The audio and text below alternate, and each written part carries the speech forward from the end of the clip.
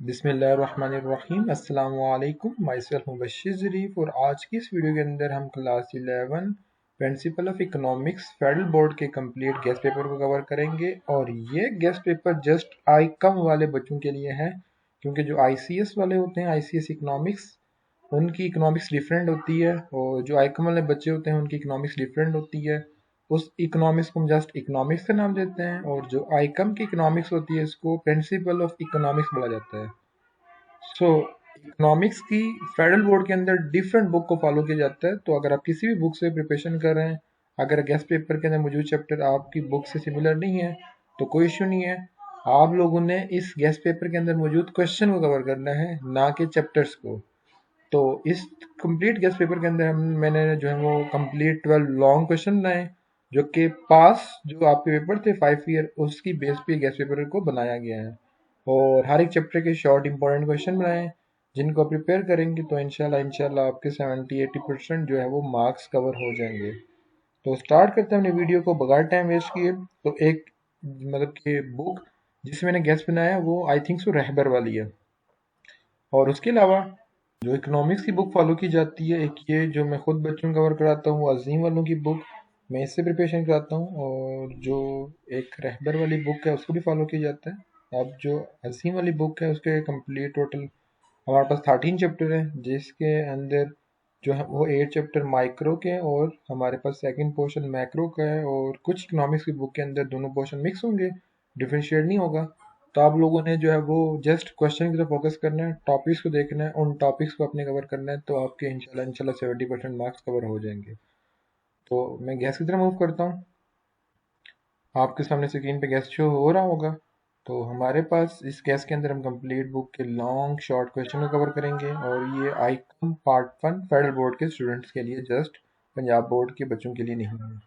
Chapter 1 that is about nature and scope of economics, जिसके अंदर मौजूद important question for important aspect of Adam Smith, definition of Alfred Marshall, distribution of wealth, production of wealth, definition of Robin, and Robin definition of economics, then micro and macroeconomics, और then हमारे पास deductive and economical analysis. और chapter number 2 that is about consumer behaviour, जिसके अंदर हमारे पास important है marginal utility, point of satiety and point of saturation या zero utility, then total utility, marginal utility, consumer equilibrium क्या होता है, इसका फॉर्मूला क्या होता है। देन हमारे पास एवरेज यूटिलिटी, मार्जिन यूटिलिटी है, जो हमारे फिलिंग द ब्लैंक्स हैं, टेबल को कंप्लीट करना, सारी की सारी चीज़ें आपको कवर होनी चाहिए।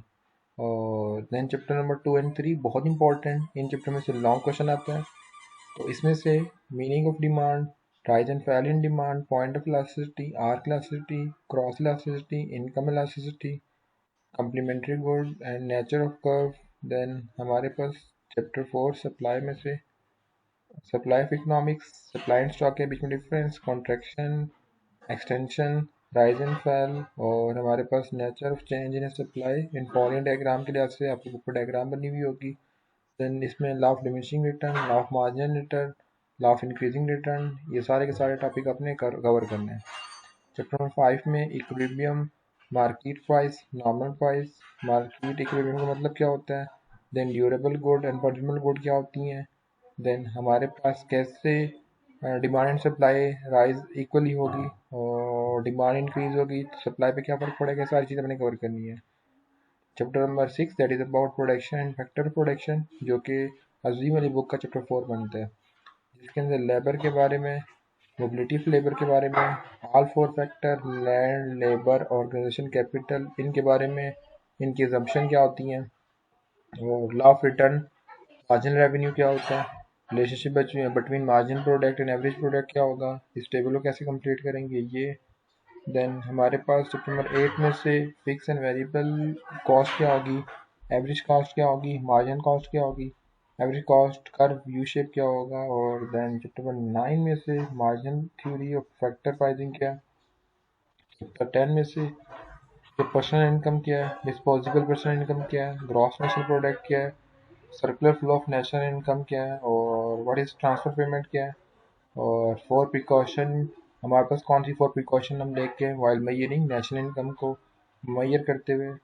चैप्टर में 11 that is about money and the value of trade cycle, जिसके अंदर क्वांटिटी ऑफ गुड मनी क्या होता है, पेपर मनी क्या होता है, क्रेडिट मनी क्या होता है, वाटर सिस्टम के ड्रॉबैक्स क्या थे, और हमारे पास ट्रेड साइकिल के जो है ब्रीफली एक्सप्लेन करना, ट्रेड साइकिल है क्या, और 12 इंटरनेशनल ट्रेड पब्लिक फाइनेंस में इंटरनेशनल और पब्लिक फाइनेंस के फॉर एडवांटेज, उसके disadvantage, national domestic and international trade में डिफरेंशिएट, और public finance and private finance के बीच में डिफरेंस, और 5 सोर्सेज ऑफ पब्लिक रेवेन्यू, 5 जो है वो हेड्स ऑफ पब्लिक एक्सपेंडिचर क्या है। देन वापस इंपॉर्टेंट लॉन्ग क्वेश्चन आपके स्क्रीन पे शो होंगे, law of diminishing marginal utility, एक question equi marginal utility, then हमारे पास मार्जिनल यूटिलिटी और मार्केट इक्विलिब्रियम क्या, मैं आपको टोटल क्वेश्चन कंप्लीट दिखा देता हूँ, मैं आपके साथ शेयर कर दूंगा जिसमें उसका आंसर भी लिखा होगा। जैसे कि सामने यहाँ पे लॉन्ग क्वेश्चन शो होंगे, law of diminishing marginal utility complete, इसका आंसर साथ लिखा हुआ है। इक्वी मार्जिनल यूटिलिटी का आंसर साथ मैंने मेंशन किया हुआ है। मार्केट इक्विलिब्रियम का ये कंप्लीट आंसर को मिल जाएगा, और लॉ ऑफ डिमिनिशिंग रिटर्न का है, is law of increasing and decreasing return, price output, सब के सब आंसर का है। Equilibrium form under monopoly, evaluation of quantity, theory of money, function of money, kind of taxation, what is tax, kind of tax, difference between zakat and taxes, ये सारे के सारे question आपने कर लेने हैं। सो ये कंप्लीट एक गेस्ट पेपर है जिसको कवर करते हुए इंशाल्लाह जो है वो जो बच्चे 60-70% मार्क्स लेना चाह रहे हैं तो वो उनके मार्क्स आ जाएंगे इंशाल्लाह। इसके बाद कंप्लीट जो है वो मैं आपको साथ साथ इंस्ट्रक्शन प्रोवाइड करता रहूँगा जब मैं स्टूडेंट को प्रिपरेशन कराऊँगा, तो वो भी आपके साथ शेयर करता रह जाऊँगा।